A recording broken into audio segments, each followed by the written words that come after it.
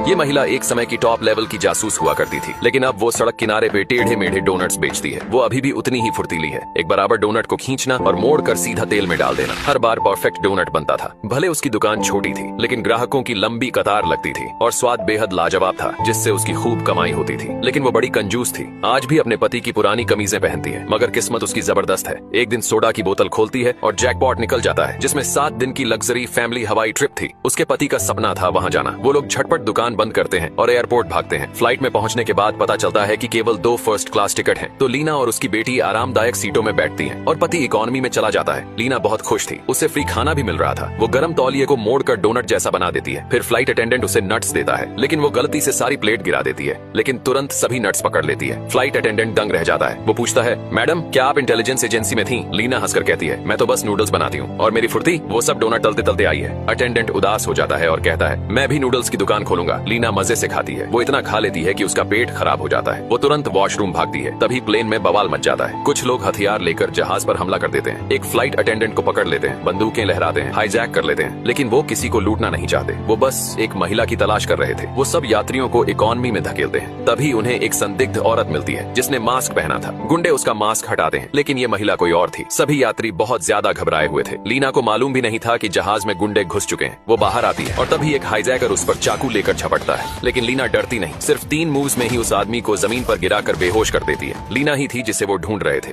असल में 10 साल पहले लीना एक जासूस थी। गलती से एक मिशन फेल हो गया था, जिसके बाद वो कोरिया भाग गई थी। प्लास्टिक सर्जरी से चेहरा बदलवा लिया, नई जिंदगी शुरू की। अब वो एक सिंपल नूडल बनाने वाली माँ बन गई है, लेकिन उसके पास आज भी कुछ बड़े राज छुपे हैं। और अब पुरानी एजेंसी को उसका पता लग गया है। लेकिन लीना सबके छक्के छुड़ाने वाली थी। वो अकेले 100 लोगों को लपेट सकती थी।